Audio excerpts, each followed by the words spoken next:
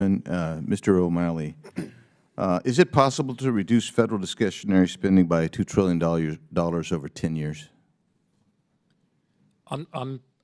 Without hurting people? I think it's a yes or no question.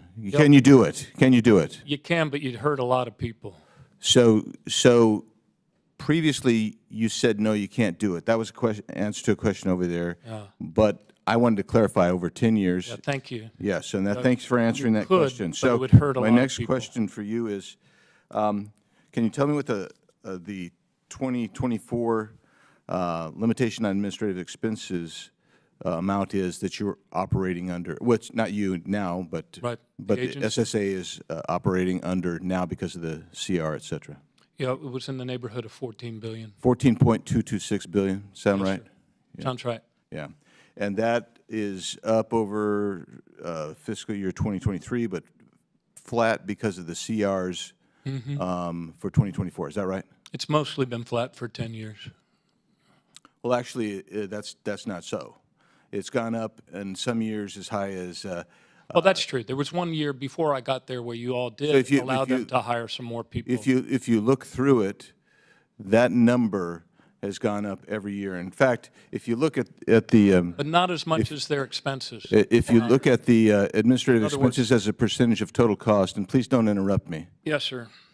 If you look at that, you will see that even though percentage-wise it's gone down in the last few years, and yes, again, I just don't understand why you have to interrupt. You don't have to interrupt. I'm asking the question, I'm making a statement, then asking a question, and then I'll let you talk. Then, okay? That'd be great. Yeah. So in 2023, it was overall for old age and disability. That was about 1.8%, but nominally it went up. It went up by $500 billion, right? Not 500. Excuse me, not billion, but 500 million. I'm sorry. But their expenses went up by 600 million. So from 2022 to 2023, that number went from 6.746 billion to 7.206 billion, right? I don't have the historical data in front of me. You okay, do. All right, that's fine. What I can tell you, though. So the next question is this: what's when we look at the percentage of hours spent by your employees remotely, that's below. Do you know what the number is? No, I know that we only have 1% that work remotely. But I'm no longer. If you look at all of those people who are working remotely, it's fewer than half are working their hours. Fewer than half of the hours are being worked in person. No, we only have 1%. That is according to the OMB. And I'll submit that for the record, Mr. Chairman. We only have 1% of the workforce working remotely. You want to distinguish between hybrid and working remotely, and we're talking about the number of hours. The number of hours. Less than half. I'll submit that to the record. That's from OMB. All of our employees and work so 5 days once a again, you don't have a question in front of you. I don't know why you feel you got to do that, except for you're slick and you want to try to control things. But the bottom line is this: I want to talk about cases in my district. We had a constituent reach out to my casework team. I have an excellent casework team. They submitted an inquiry on September 25, 2023. You weren't there yet, I guess. A response to the request came in on October 4th, stating a tech would review the request and respond within the next week. But there was no response. My team requested a follow-up on November 13th, about 6 weeks after we were told we'd get a response within a week. Again, nothing. Again, on January 8th, nothing. February 26th, nothing. March 26th, 2024, all with no response. And one more time on April 15th, 2024, before finally receiving a response on April 22nd, 2024. This is typical. I know that the reason we get them is because they're having a problem, and we see all the problems, but that's typical. And so I know what your argument is. Your argument is you're trying to do more with less. But I'm suggesting to you, I live in Maricopa County and Pinal County, Arizona. So I was trying to see on your little map where you're telling us how great things have gotten, and I was looking, and I don't have your before and after picture, but what I got is a picture that we're still way longer than we should be. We can put that. So now I want you to deal with that. Shoot, I'm out of time, but I thought I was going to get to answer a question. now you did answer some questions. Plus, you got to interrupt a few times as well. So I'll yield back to Mr. Chairman. Gentleman yields back, and without objection, we're going to enter into the record the data that you requested. Mr. Chairman, Thank you. I was just going to say, if Mr., I'm only going to probably take 3 minutes if you want 2 more of mine, Mr. Fry. You sure? Okay. Yeah, I just have a couple of UCs real quick, okay? First of all, I'd like to introduce in the record this this image. We'll get you the hard copy. Mr. Epstein, Ms. Maxwell, and President Clinton. Also, I've got another article called "Schumer Got Thousands in Donations from Jeffrey Epstein." Without objection, those will be admitted. And Mr. Swalwell, your 5 minutes now. Thank you, Mr. Biggs. And look, as we have trafficking victims testifying to us about really important issues, I think it's insulting to them to try and bring in politics right before I question them. Look, we'll see whatever is on the Epstein list if the full list is released, but I'm here to get serious things done, and so my line of questioning will not be absurd in the spirit of what was just said. And Ms. Lopez, thank you for... Thank you, Mr. Chairman. So, Mayor Adams, you've agreed today, sorry, over here. You've agreed today that New York City is a sanctuary city, is that right? Based on the definitions, and there doesn't seem, Congressman, but there's now a uniform definition of that, but yes. Right, but that's what you've proclaimed. Mayor Johnston, you've previously also declared that you're a sanctuary city. Mayor Johnson, you said that Chicago must lead with and live by the promise to be a sanctuary city. Mayor Wu, you said Boston Police and other departments cannot cooperate with ICE when it comes to detaining on civil warrants. Of course, I don't know what Mayor Johnston would define it, but I do know that the Honorable Mayor Johnson from Chicago, they call theirs a welcoming city ordinance, and we've got Ms. Wu, Mayor Wu, who's referred to hers as a safe city. That's really interesting to me. So when you are a sanctuary city, you put limits on how much you're willing to cooperate with federal agencies' efforts to remove illegal aliens. And your policies are then contravene federal law. You just do. Under Title 8 of the U.S. Code, it says a federal, state, or local government entity or official may not prohibit or in any way restrict any government entity or official from sending to or receiving from the Immigration Naturalization Service any information regarding the citizenship or immigration status of any individual. Yeah, so when I look at your guys' ordinances, and I got them all up here, and they're really interesting stuff, and Denver, I think you testified previously that you rely on the statutory section, am I right, of the state statute. So let's just review this. There is a distinction, and some of you have made that. Mayor Johnson of Chicago made this repeatedly, and Mayor Wu of Boston did. There's a distinction between criminal warrant, and you say we cooperate on criminal warrant, but there's 2 levels of cooperation at least. There's a communication level, and there's a passing the person off. That's one level of the criminal. But the civil level, this is what I want to talk about for a second, because all of these ordinances proscribe communication and transfer of someone where there's a civil warrant. Now, I know that all of you understand that a removal order is a civil order. And that means none of you and none of your agencies within your municipalities are communicating or passing over someone where there's an ICE removal detainer. So I don't care how many times, 1,226 or whatever it was in 7 years, I don't care how many times you do it, but if you're not doing it for civil orders, then you're allowing people who have a removal order, who've had due process, because that's how you get it. That's how you get a removal order. You're allowing them to stay in the country. You're in violation of this law right here. You are. You're in violation of that law right there. And you've got to start realizing what your criminal culpability is on that. And that's really what we're talking about here. So you don't think that's harboring, perhaps? But let's take a look at that next statute, please. That next federal statute.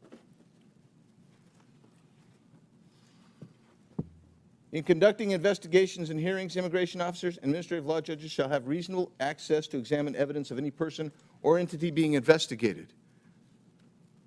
If you're holding someone back, even if it's under a civil warrant, because that's what you said you're not going to participate in, and you are preventing access to that person or evidence, you're in violation of this. You have criminal culpability under this. And you'll notice there's no mens rea requirement here. This is it. Every one of you is exposed to criminal culpability here. That's the reality of it. Let's do the next one. Any person who knowing that a person is an alien, knowing or in reckless disregard, now you got a culpable mental state here, of the fact that an alien has come to, entered, or remains in the United States in violation of law, conceals, harbors, or shields from detection, or attempts to conceal, harbor, or shield from detection, such alien in any place. You'll notice it doesn't make a distinction that all of y'all want to make of criminal warrants versus civil. You're all in violation of all three of these statutes. You got criminal culpability. I yield back. Gentleman yields back. Chair. I oppose this amendment, Mr. Chairman. I yield to my colleague, Mr. Biggs from Arizona. Thank you, Mr. Chairman. I also oppose this amendment. And I want to give you an example of how the bureaucracy has prevented good health care practices for our veterans. TBI, traumatic brain injury, PTSD, post-traumatic stress disorder. One of the very best ways to deal, combat, and help heal is hyperbaric oxygen treatment. I have been trying since I got here, but the bureaucracy has consistently stood in the way.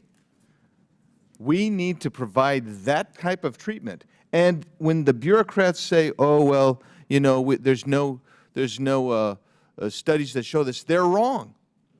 The IDF, almost everybody comes out getting HBOT, and it helps them. The studies are crystal and clear. What's preventing us from providing that type of medical care is the bureaucracy. It's the bureaucracy that says no.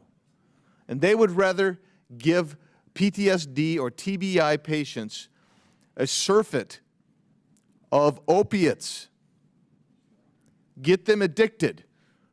What they need is HBOT therapy. Who in the hell are you? Be quiet. I have the floor. Order. We do not allow comments from the crowd. It is true. The studies are clear. The studies have been over and over again. TBI, PTSD is helped by HBOT. Ma'am, Absolutely you will be right. asked to be removed with one more outburst. Under the rules of the House, the chairman responsible for maintaining order and preserving decorum in the committee room. I expect audience members to be respectful of the witnesses and the public. Mr. Biggs, please proceed. Thank you, Your Honor. It is true. There's study after study that show it and demonstrate it. You can shake your head till the rocks fall out, but the reality is it is true. That's the studies. I'll yield back to the gentleman from Louisiana. Let's hypothetically, it's not hypothetical, it's true, Donald Trump has a financial interest in a meme coin named after himself. And he recently offered a VIP White House tour and special reception to the meme coin's 25 biggest holders. After that announcement, the coin surged more than 50%. Does that seem like something that warrants investigation to you, Mr. Turley? Well, there's no question that you can investigate that to see if there was any criminal conduct. I want to distinguish between that and the influence peddling scandal that the hearing was about.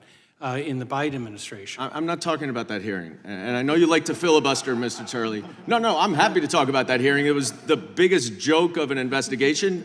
It was embarrassing that you call yourself a credible criminal professor, that you would actually think that there was any evidence that warranted an investigation. But I'm focusing right now because it would seem to me, if you have any credibility, you would agree that auctioning off a White House tour for the highest investors in your own company would warrant either impeachment or criminal investigation. But let me move on because it gets worse. The president is a significant financial beneficiary of a company called World Liberty Financial, which issues a stablecoin. Are you familiar with stablecoins? I'm not. Okay, a stablecoin is essentially a digital version of a dollar that can be used in transactions. Recently, the World Liberty, this organization which Donald Trump is a beneficiary of, entered into a deal with a UAE-backed company that would complete a $2 billion transaction with a company that has previously admitted to engaging in money laundering. And Donald Trump's company will now generate tens to hundreds of millions of dollars in revenue from that transaction with a foreign government. And I'm sure you're familiar with the Foreign Emoluments Clause, Mr. Turley. Would you say that based on that information, since apparently you only follow Hunter Biden's finances and not President Trump's, would you say that based on me providing you with that information, that would warrant an impeachment investigation? Congressman, when you say that we have to preserve our credibility, I think you would agree. Can you answer the question, sir? He's trying to answer the question. Your time has expired. I will allow the gentleman to answer the question. Thanks. In the interest of credibility cited by the member, I'm not going to rely on the facts that you just gave me for the first time to render a judgment on it. I'm not opposed to investigations of alleged corruption. That was the point of the previous hearing. But the way to establish credibility is not, as you did, sir, just engage in personality attacks and personal innuendos. I'm happy to speak with you and to work with you about anything dealing with corruption in this building. I've been writing about that for 3 decades. I've been called as a witness for both the Democrats and Republicans dealing with that. Well, but the way to presume, I've only seen you as a witness. Your time for has the expired, sir. Republicans. Your time has expired. I'm happy to yield back. Did you finish your question? only that the way that we can actually regain. I thought my time has expired. Your time has expired. I said your time expired. He gets an opportunity to finish answering the question. You attacked. I'd like to reclaim my time. No, you have no additional time.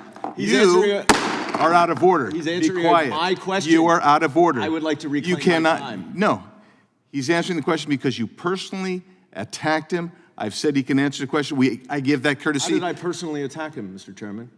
You attacked his credibility. We're not going to get into That's not a personal attack. we're not getting into this right now. What we're going to He's get. a witness. His credibility matters, sir. You are out of order. You are out of order. You're done. You can't say anything else right now. You may finish answering your question. Thank you, Mr. Chairman.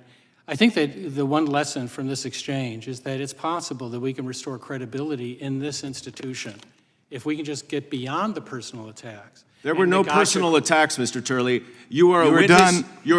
Your credibility matters. You, sir, you have lost your credibility with me. I gave that courtesy to everyone on this bench. Mr. Chairman. You ask a question. If they wanted to continue to answer beyond the time limit, I said, time's expired, you may answer the question. That's my routine. That's what I did today. You challenged him, asked him a question. You wanted an answer. Your time has expired. He is answering the question. Mr. Chairman, you don't like his answer. Because you don't like his answer, you want to shut him up. What's your inquiry? My inquiry is when you offered when my time was up at 00 for him to answer the question, he went and answered the question. You then No. gavelled and said, my time was That's not a up. parliamentary inquiry. You gavelled and That's said, not my a time is up. parliamentary I would like to inquiry. know when That's not a my parliamentary time inquiry. is up and when he That gets is- to continue answering That is not a parliamentary inquiry. Your parliamentarian's about to tell you. That's not a parliamentary inquiry. He actually disagrees. He thinks it is a parliamentary That's not a parliamentary inquiry. Why? I'm asking for the process question, the process question as to when my time is up, which you allowed him to answer the question. You then gavelled and said my time is expired. Yeah. And then you then offered him to answer the question again, which he already had He done. was, no, sir. Let us, if we were to And watch. you did it based on accusations that I was personally attacking him, which I was not. Excuse me. Not only are you out of order, you're being incredibly rude. Here's the deal. I gave everybody the same courtesy. You didn't like where he was going. You began interrupting again, but your time was expired. He was trying to answer the question. You didn't like the answer. That is false. I'm happy to have this answer. No, that's what happened. I didn't like the accusation happened that I here. was personally attacking him. His credibility. I didn't say that till is the third relevant. round when you interrupted. His And you continue to interrupt. Is irrelevant. You continue to be out of order. And then I asked you you, are out sir, of order. I asked you, what am I personally attacking? And you said his credibility, and he is a witness whose credibility matters. You're out of order. You are so far out of order. I can Well, barely you see are the not universe. conducting this in a fair and equitable way. Sure I am. Because Everybody got the same courtesy. You asked a question, they're going to finish answering. Everybody got that same courtesy. You interrupted him while he was giving the answer. That's why you got gavelled. and then you got interrupted. And then you said my interrupted. time, That's why you, and then you said my time is up, which is when you would go to the next person. I gave the same courtesy to every member on your side of the aisle as I gave over here. When your time was expired, 5 minutes expired. If they were in the middle of answering the question, I let it go. Now, we can talk about that round and round all you want. That's what I did. That's what I do. Well, I look That's forward what to was you happening continuing here. to do that. Yeah, well, good. And I look forward to you being in order next time. So, Mr. Turley, you may continue to answer the question that he so much doesn't want to hear. I've never been so certain in saying I'm happy to move on. Very good. Thank you. The gentleman yields. The gentleman from Arizona, Mr. Biggs, is recognized for 5 minutes for questioning. Thank you, Mr. Chairman, and thank the witnesses for being here. I want each of you to answer this question as succinctly as possible. Who owns the genetic information at 23andMe?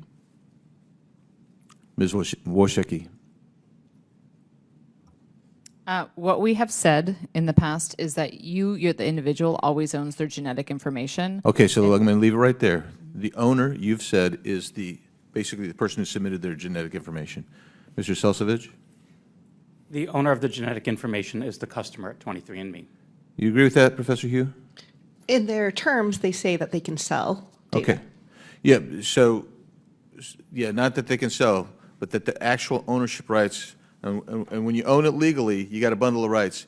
And then I think, Mr. Selsovich, you said that there was, that there's a license for use. And I think that, Ms. Wojcicki, I thought I heard you say that too, that somebody opts in, they're providing a license for use, either for research or other use. Is that fair? You're operating under a license agreement at that point. Our customers, basically provide consent for us to use their data. Strike that. Let's hold on. Okay. Let's not get funny with the words.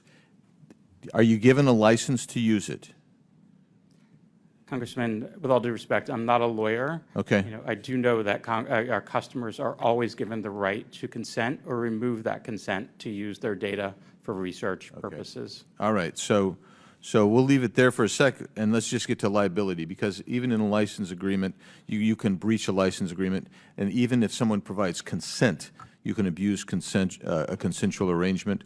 And the question is, who has liability at that point? And I would suggest to you 23andMe does. Would you agree with that, Ms. Wojcicki? I'm not sure I understand the question. If you guys, 23andMe, were to violate what apparently is not a license, but some kind of consent agreement, you would have a liability for that, for failure to protect the markers.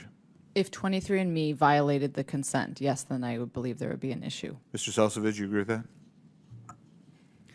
Yes, I believe 23andMe has a duty to uphold the consent that our customers have agreed to and that we've agreed to with them. Okay. Professor Hu? And then, yes, in the breach litigation, I think the class action shows that there was liability. Right. And so let's now compare it to just national security for just a moment. Professor Hu, what specific vulnerabilities in our current laws allow this data to be exploited, the data we're talking about that 23andMe is sitting on? Yeah, I'm deeply concerned that if it is, faced with a foreign investor, which has already been brought up, whether or not there could be other ways in which there could be, once there's a breach, that it can fall into a foreign adversary's hands. Let's get back to the liability for just a sec again, because this is driving me crazy. As one who owns the genetic information, let's say I did, at any point you said I can withdraw consent. Can I order you to destroy that genetic information?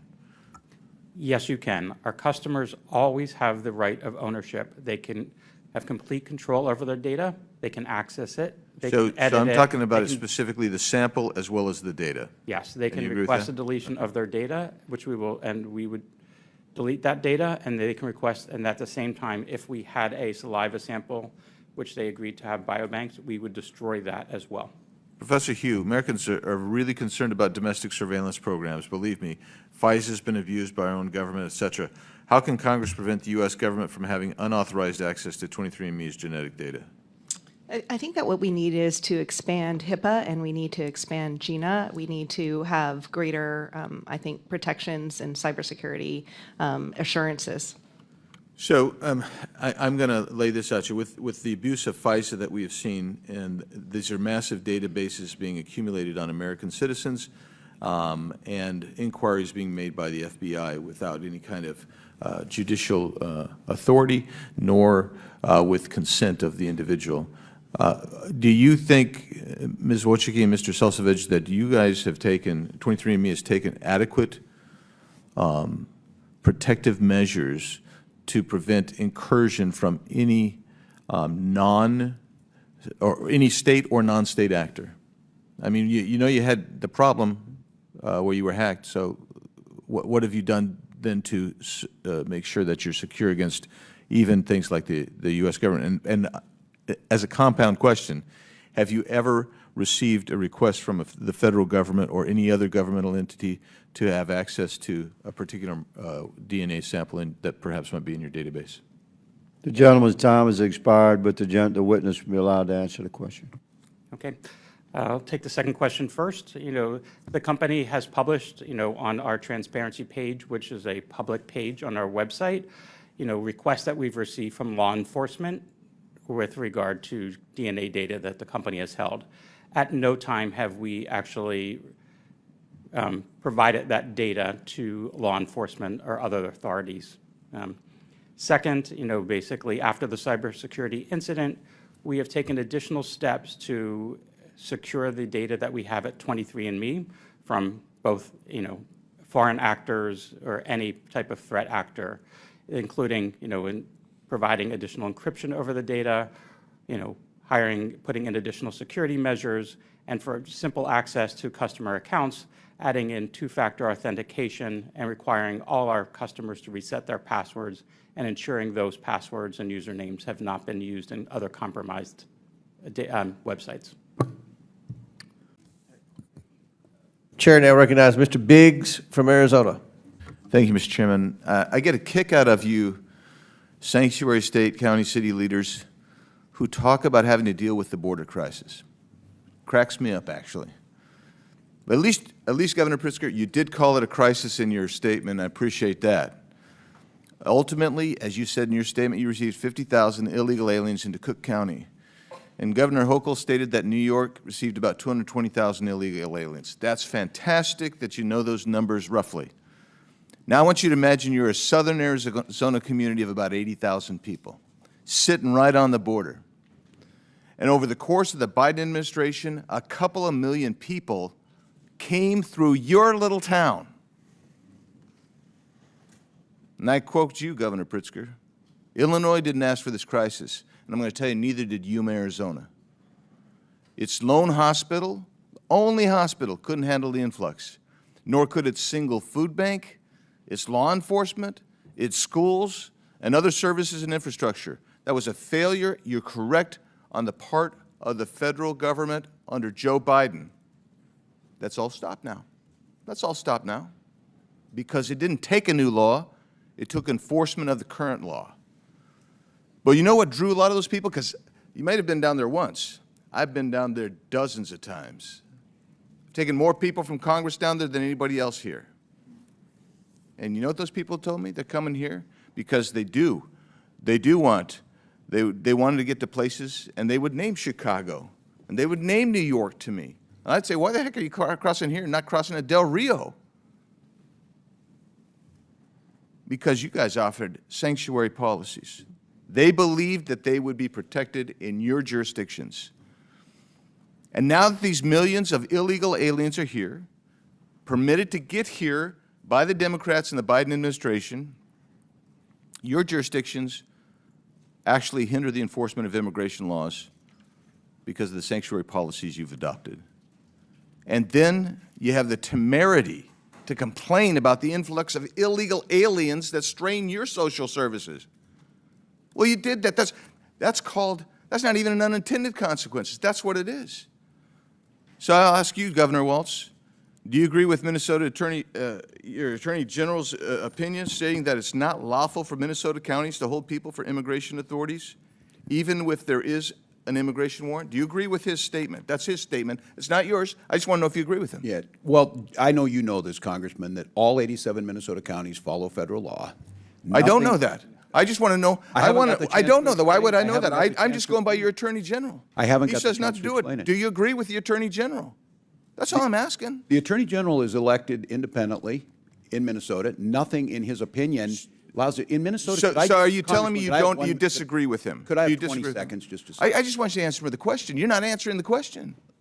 I served here, Congressman, and there's the respect to the witnesses to just be able to speak. Yeah, there is, and there should be respect, and that respect from the witness should be to answer the question. Our counties and jurisdictions can do whatever they deem necessary. They have to. Do you agree with before your federal- Attorney General? Apparently, we don't know, because you're not going to answer. You're going to be oblique about it. So, That's unfair characterization. I'm trying to answer. I'm not the Attorney General of Minnesota. do you agree with his memo? And you're killing nothing- time because you're filibustering. Do you agree with his memo? That's all I'm asking. Nothing. And you don't want to even answer it. You just say, oh, you know, maybe that, maybe yes, maybe no. I don't know. Let's go to you, Governor Pritzker. A lawsuit was filed against you in the state of Illinois, and you responded. Your response to the claim is that Illinois has a quote constitutionally protected choice not to assist federal authorities with deportation, close quote. Give me the constitutional reference you're making there. What are you referring to? Congressman, I don't know the lawsuit that you're referring to, and I don't know that I was the respondent in that lawsuit. I can say that This is from the response filed on your behalf. So you didn't read the response? Well, let me then ask you, if that is the response officially of you, how is that consistent with Arizona versus U.S.? It's not.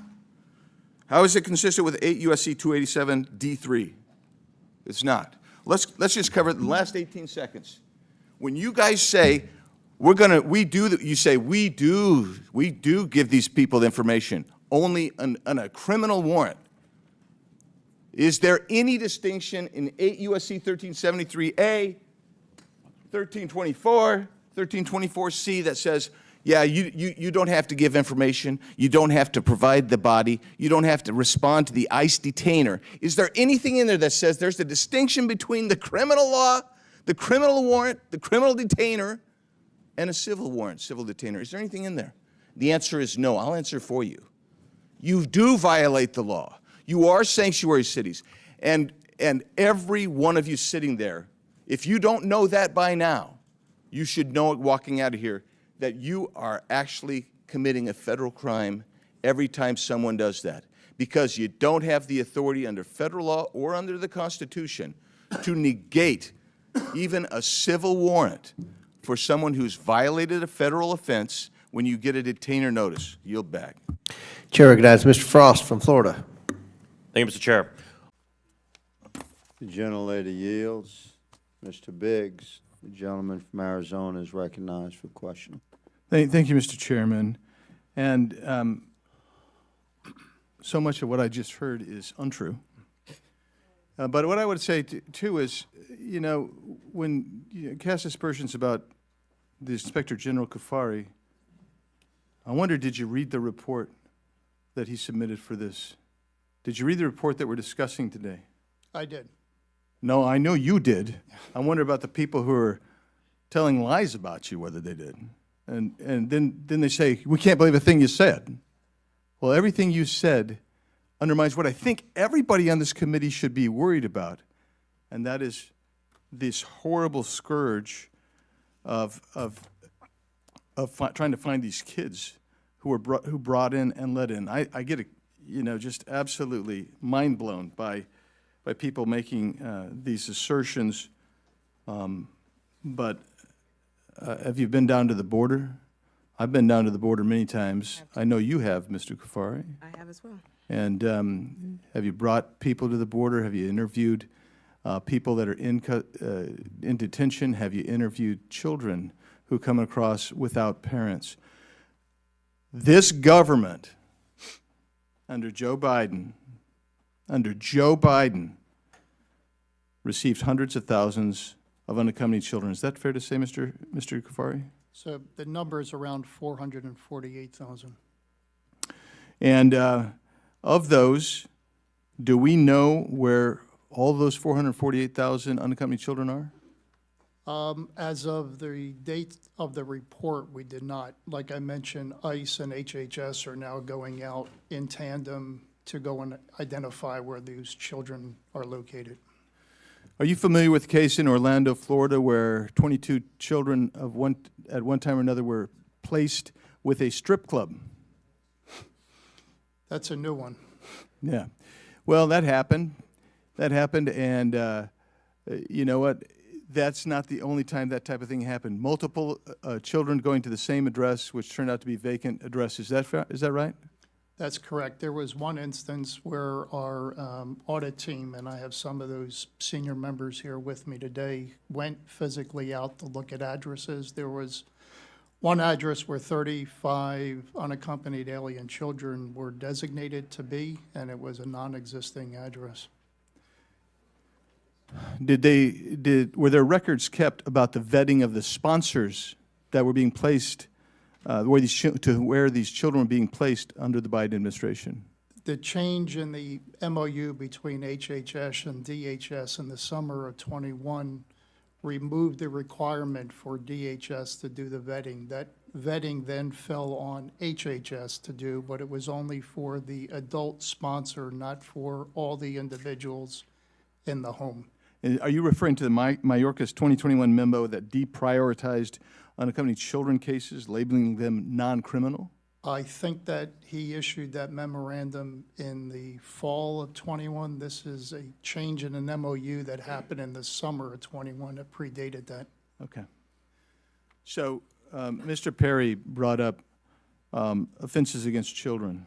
And it doesn't take much to go to 18 U.S.C. Section 2251, and then also the aid and abet statutes, to realize that the policies, when you are labeling what's happening, the unaccompanied children, as non-criminal, if you've ever stood there and watched a 3-year-old and a 5-year-old come over in a group put together by a coyote with a 10-year-old not related to those 2 younger kids, bringing them across, you'd have to say there's some criminal conduct there. There is absolutely abuse of children going on there.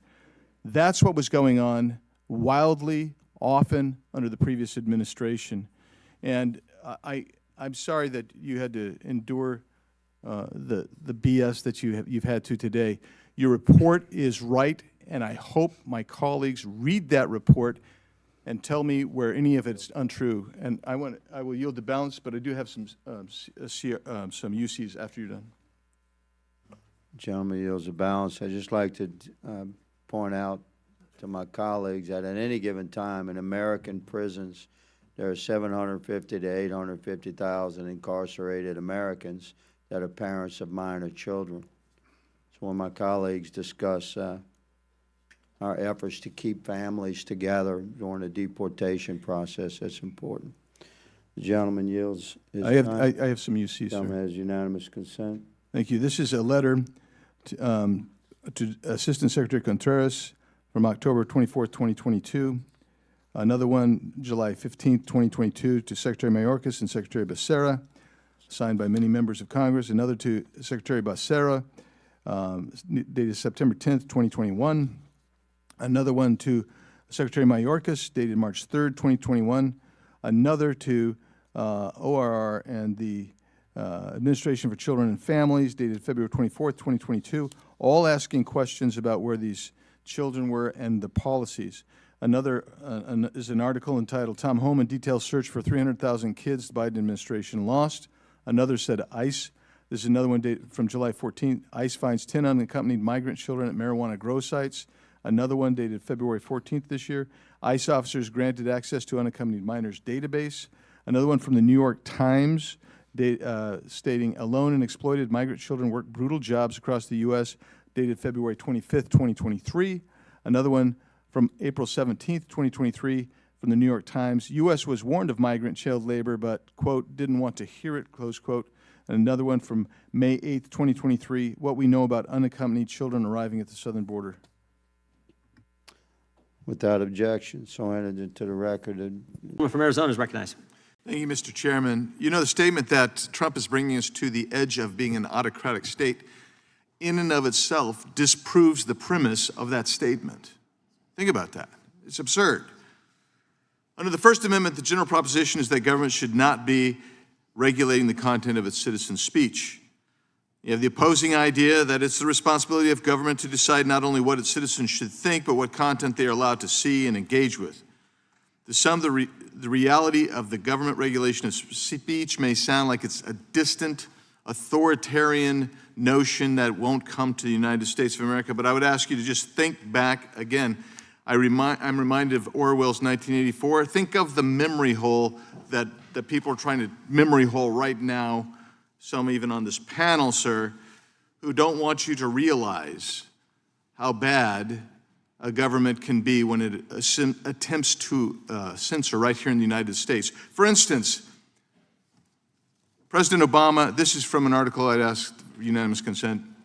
President Obama has been the most aggressive administration in history, not only going after whistleblowers, but after pursuing reporters who write their stories. How about this one, the Biden legacy? How about this whole stack, and I'll put these in just a second, is convenient to memory hole what the Biden administration did, what they did to suppress dissent and contrary opinion. I'll get into that in a second. The actions of European governments show that the type of censorship by government is not only possible, but very much doable. Under the guise of public safety, government officials in Europe have suppressed and arrested individuals who have simply engaged in political speech that is arbitrarily deemed to be unspeakable by the government. This kind of regime doesn't just appear on the scene, though. It takes time to develop. And we've seen it here, and that's why I'm taking this opportunity to remind you that FISA must be reformed. FISA must be reformed. So, Mr. Price, you alluded to this, and so I have this document right here that compares the GDP growth of EU versus the U.S. 1998 to 2023. And the U.S. has grown about 87%, almost 90%. The EU has increased its GDP by about 13%. So you have almost a 6x variable there. The question is, when you set these kind of draconian fines and you set up a system that is amorphous and almost indefinable, might it not also have some more than just even the safety, ostensible safety of the society? Might it lead to trying to regulate when you can't innovate?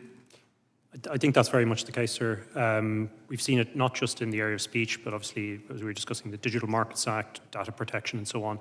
And Europe is facing some very serious structural problems demographically, financially. And a lot of what I think is inspiring the DSA is what we saw from Germany beginning after the election of President Trump and after Brexit, which is to control the narrative, slow down speech. And into that, then, they're throwing a very wide net out that's affecting all kinds of legitimate speech. We talked about my client, Päivi Räsänen, in Finland, who's prosecuted for sharing a tweet from the Bible. It's absolutely outrageous. And that becomes now the standard that the DSA will set, not just for Europe, but possibly and predictably globally.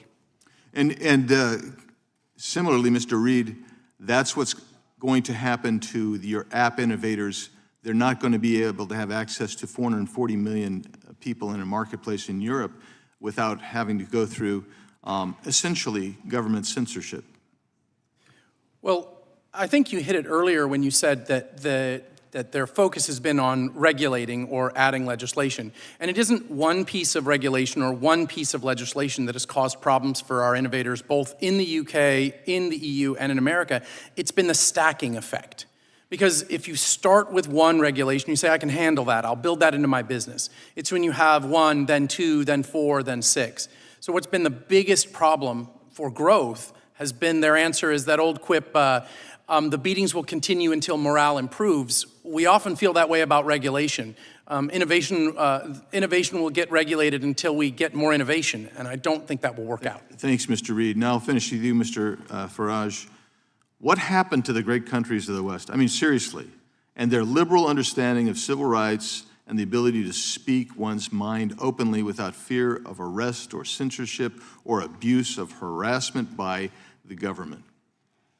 I think what went wrong in many ways is we forgot why we actually had those liberties and had those freedoms in the first place. We forgot that, as I mentioned, I touched on earlier, we forgot the huge sacrifices that were made by citizens alive at that time to defend those principles against tyranny and against dictatorship. We've kind of lost our way in understanding why we are as we are. And I think that has permeated through the education system, where I'm not sure we've been teaching good values. The slavery comment was made earlier.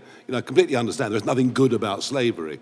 But take our country, we spent decades driving slavery off the high seas. So whilst we were perpetrators to begin with, we actually, in the end, drove it off the high seas. So we need to teach our kids a sense of balance about our history, about the sacrifice that's been made. That's my feeling. Mr. Chairman, I have some unanimous consent. Gentleman is recognized. This one, GDP growth comparison, EU to US, 1998 to 2023. This one, Biden's press freedom legacy, empty words and hypocrisy. Massive government censorship during and about COVID from the New Civil Liberties Alliance. The Fifth Circuit agrees that federal officials unconstitutionally coerced or encouraged online censorship under the Biden administration. This one, information during the pandemic suppressed. Feds blew $267 million fighting misinformation under Biden as Trump vows to ban censorship cartel. This one, how the FBI violated the privacy rights of tens of thousands of Americans. This one, Inspector General report on FBI's FISA abuse tells us one thing: we need radical reform. This one, UK comedy writer Graham Linehan arrested over social media posts criticizing trans activists. Why did Lucy Connolly receive a 31-month sentence for Southport tweet? Policing thought crime should have no place in the UK. Britain's emerging police state. Knock, knock, it's the thought police. As thousands of criminals go uninvestigated, detectives call on a grandmother. Her crime, she went on Facebook to criticize labor counselors. This one, UK steps up free speech crackdown as armed police arrest comedy writer Graham Linehan at Heathrow Airport. And this one, Britain's new thought police, how labor plans to police your online speech.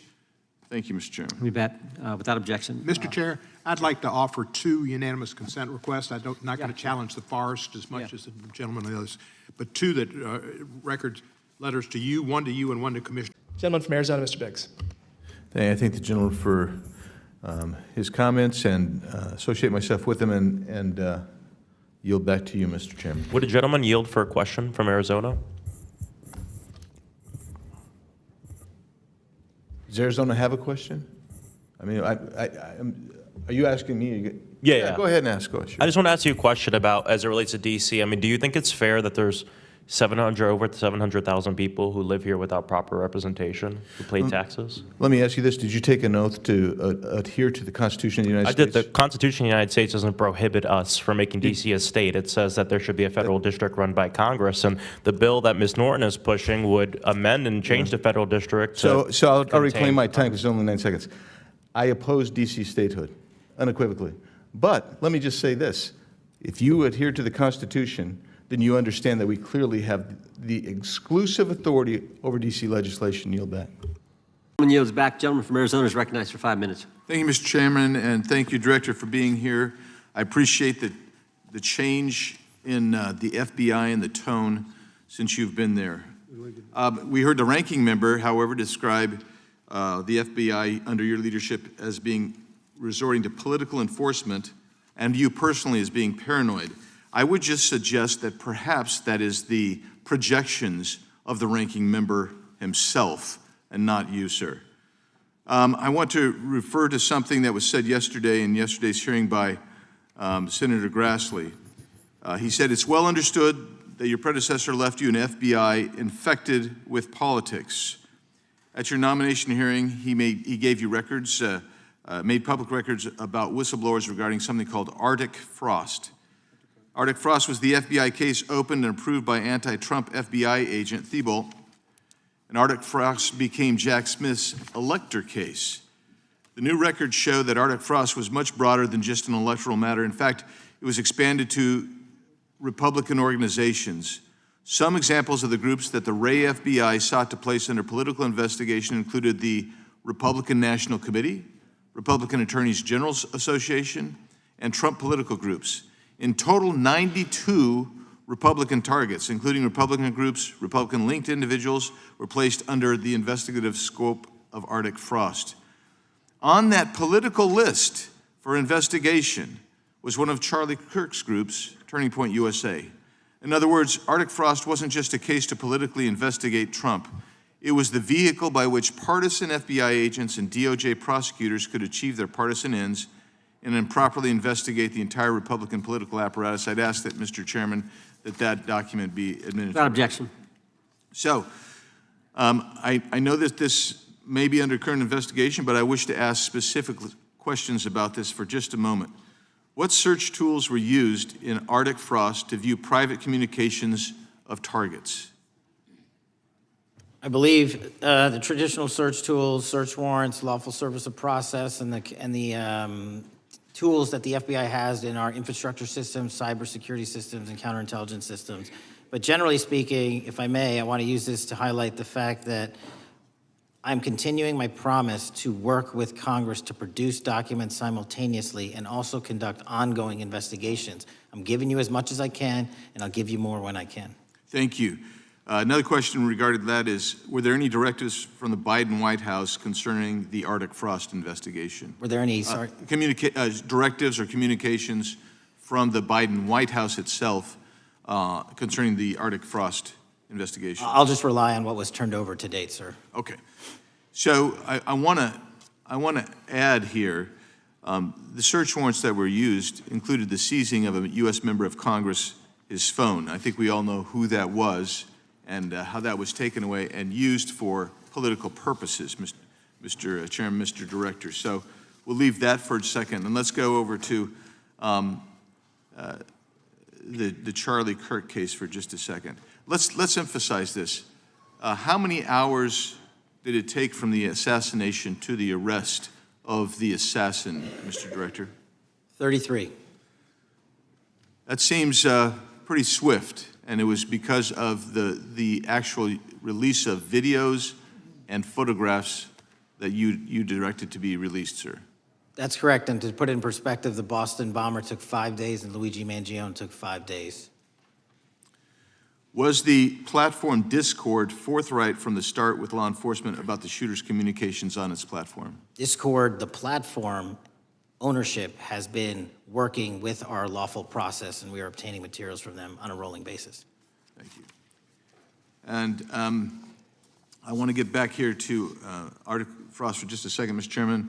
I'd like the unclassified document from the FBI released to be admitted to the record. Without objection. And a document from the Economic Times also to be admitted to the record. Without objection. So I'm going to give you the last 30 seconds. We could go on about the Epstein case. I've got a bunch about that, but I'm just going to let you, if you wish to respond to either of the two vitriolic questioning or statement from the Democrats. The work of the FBI speaks for itself. It's on showcase here today. Anyone that wants to attack the FBI can attack me, but leave our leadership structure alone. When you have 23,000 violent felons arrested, twice as many as this time last year, the work speaks for itself. Thank you, Mr. Chairman, and thank you. Appreciate your good work, Director Patel. Yield back. Gentleman yields back. Gentleman from Maryland is recognized. Thank you kindly, Mr. Chairman. Thank you, Mr. Chairman, and thank you, all of the witnesses, for coming in today. Attorney General Schwab, do you remember the case State of Maryland and District of Columbia versus Engage Armament, LC, et cetera? I do. And in that case, just for anybody who's not aware of it, the district joined Maryland and sued 3 Maryland firearm retailers for allegedly making straw purchases. In your lawsuit, you engaged 2 outside counsel, one firm, I think it's called Every Town Law, and another was Perkins Coie. Do you remember that? I do. And how much did you pay Perkins Coie, and how much did you pay Every Town lawsuit? Both of those outside firms are on a pro bono basis, so no money has been paid to them. You didn't pay him anything. Okay. You know, you filed that lawsuit was baseless, right? You'd agree with that now after you've read the verdict of the district court, and I'm going to go through that with you pretty clearly. Well, Mr. Biggs, as you know, that case has been dismissed and is on appeal, and given the fact Right. that it is still part of active litigation. You don't want to talk about it. I don't blame you. I'm not going to talk about the merits while it's in active litigation. Right. I don't blame you for not wanting to talk about it, because I go through here and at least 10 times the judge said there's absolutely no basis. There's no factual basis for bringing that lawsuit. So that's pretty damning. And not only that, under Maryland law, and basically Arizona's the same way. Most cases is every bit of deference is going to be given to a party who's defending against a motion to dismiss or motion for summary judgment, right? I mean, that's normal. That's Maryland law, right? Yes, that's the standard. Yeah. And in this particular case, the judge made some very interesting comments. This is what he said. Ordinarily, leave to amend in Maryland is freely granted, particularly when a case is in an early stage, unless leave to amend would be futile or inappropriate for other reasons. This case presents such an occasion to deny the request, close quote. I don't know, I used to practice, I used to do a lot of trial work. I don't remember ever seeing something like that. That's pretty damning stuff from the court. And then it goes on, the judge goes on to say, at bottom, in the court's view, the plaintiffs hope to use the discovery process in order to construct a case. And the court correctly notes, through that discovery, the plaintiff wants to find sufficient facts to state a viable claim for relief. But right then, in the complaint, failed to state any claim for relief. And so, the question that's begged here is, why wasn't a Rule 11 sanction brought against you and the other plaintiffs' attorneys? Was a Rule 11 sanction brought? No, sir, and while we obviously disagree with that ruling, we are pursuing an appeal as the rules allow us to do, and I'm confident that we'll get it turned around at the Court of Appeals. Yeah, of course, you were confident you were going to win the case when you didn't have jack squat, but you went after 3 FFLs because you had a political agenda. There were no sanctions. Did you have to pay attorney's fees or costs? Were any of those ordered? I didn't see them ordered in here. I assume they weren't ordered. There were no sanctions.